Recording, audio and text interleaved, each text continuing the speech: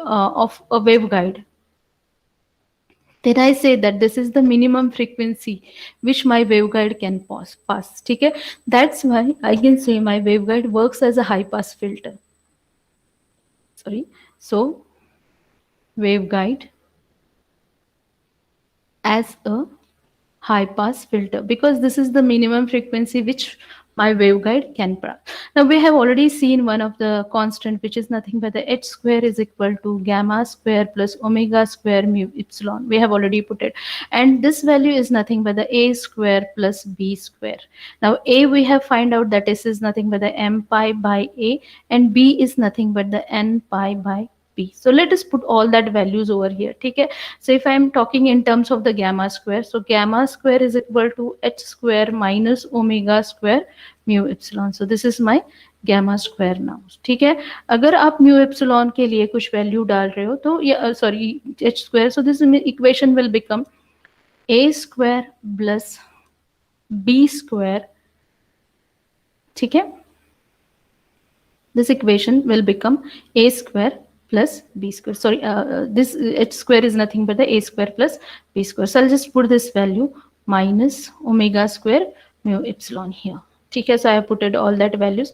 Now if I am interested in the gamma, now this value is nothing but the I have got it for the gamma square. So I just again writing here the gamma square is nothing but the h square minus omega square mu epsilon. Now h square is nothing but the a square plus b square minus omega square mu epsilon. Now my a is nothing but the m pi by a, that's value of b square plus a square, that is n pi by b square minus omega square mu epsilon. So what happens at the lower frequency with this particular component? Now if I'm putting this is nothing but the gamma square, my gamma is equal to square root of all these things, which is nothing but the m pi by a square plus n pi by b square minus omega square mu epsilon. So at a lower frequencies, this omega square mu epsilon is less than m pi by a square plus n pi by b square. Okay? If this value is less than this one, at a lower frequencies, the gamma become real and positive. As we know that gamma is nothing but the propagation constant alpha plus j beta. So alpha is nothing but the attenuation constant and beta is nothing but the propagation constant, or you can say, sorry, this is the phase constant. And your gamma is nothing but the propagation constant. So we have seen that to have a propagation, your phase constant must exist. So at a lower frequencies, what happened? This particular value will become a real. Okay? So at lower frequencies, you can say gamma will be real. So if this becomes real, gamma is equal to alpha. Okay? Means your attenuation constant does exist. To have a propagation, you must have your gamma as an imaginary value, because that j beta gives you the phase constant. Okay? या फिर phase variation. So if phase constant does exist, you can say the propagation is there. So at a lower frequencies, gamma will be real and there will be no propagation. Okay? So you can say if your gamma is real and positive, your gamma is equal to alpha. So I can say this value, or here there will be no propagation. So this happens when the lower frequencies does exist. Now, second condition we are taking, that your f is equal to fc, that is exactly same as the cutoff frequency, whereas your gamma is equal to 0.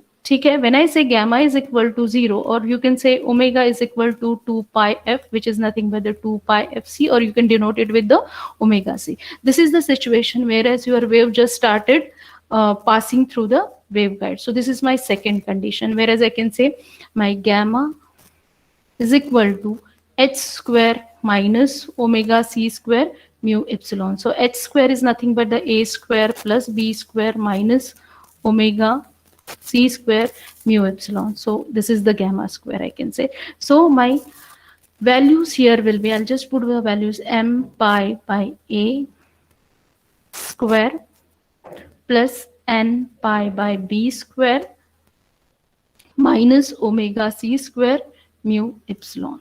ठीक है? Now I'll just take this mu epsilon here. So if I put all these things over here, now I'm just putting all these things in gamma square kind of things. So if I want a gamma, I'll just write gamma square plus omega c square mu epsilon is equal to m pi by a square plus n pi by b square. ठीक है. Now I want this omega c square. ठीक है. So I can subtract this gamma square and this is mu epsilon. So this will be 1 upon mu epsilon m pi by a square plus n pi by b square raised to, now I'm not interested right now in taking the square root, but if I take the square root of both these things, it will become omega c is equal to 1 upon root mu epsilon m pi by a square plus n pi by b square raised to 1/2. Now this is 2 pi fc. So if I'm interested in fc, this will become 2 pi mu epsilon, which is nothing but the m pi by a square plus n pi by b square raised to 1/2. Okay, so I have just simplified the equation. So fc is equal to, now this is 1 upon 2 pi mu c is nothing but the, we know that this is nothing but the velocity of light. So you just write here t, sorry, 1 upon mu epsilon is nothing but, so you can write this is nothing but the 2 pi 1 up, because I know that 1 upon this value is nothing but the velocity of light. So I'm just replacing that things. Okay. Now this will become m pi by a square plus n pi by b square raised to 1/2. The one thing which I can do here is nothing but the pi will get common here, so pi will get cancelled. So by cancelling out that things, I can write this fc is nothing but the c by 2 m by a square plus n by b square raised to 1/2. So this is my cut-off frequency. So if I write it in a proper way, I can say my cut-off frequency is equal to c by 2 square root of m by a square plus n by b square. So I have got something for my cutoff frequency. Now the same equation, if I'm interested in the cutoff wavelength, so cutoff wavelength can be written, if I know the frequency, that lambda c is equal to c by fc. So c divided by, I can write this is nothing but the c by 2 square root of m by a square plus n by b square. So cc will get cancelled. I'll get here 2. Then simplifying this one, m square b square plus n square a square divided by a square b square. And these all values are in the square root. So this will become twice of ab m square b square plus n square a square. So this is nothing but the lambda c, that is the cut-off wavelength of my rectangular waveguide. And this is the very important derivation, that we understand that whenever this lambda c always denoted in terms of the mode, that is m and n. So if you put the values of 0, 0, what happens for TM mode 0, 0, this mode does not exist. So all wavelengths greater than lambda c are attenuated. So if I say above cutoff frequency, all frequencies will be passed. You can say your frequency, and your as frequency increases, lambda decreases, or in other words, I can say this is inversely proportional. So if higher frequencies than cutoff frequencies are passed, I can say the lower wavelengths than this wavelength will be if the higher frequencies are passed, I can say all the wavelengths greater than lambda c are attenuated. Exactly opposite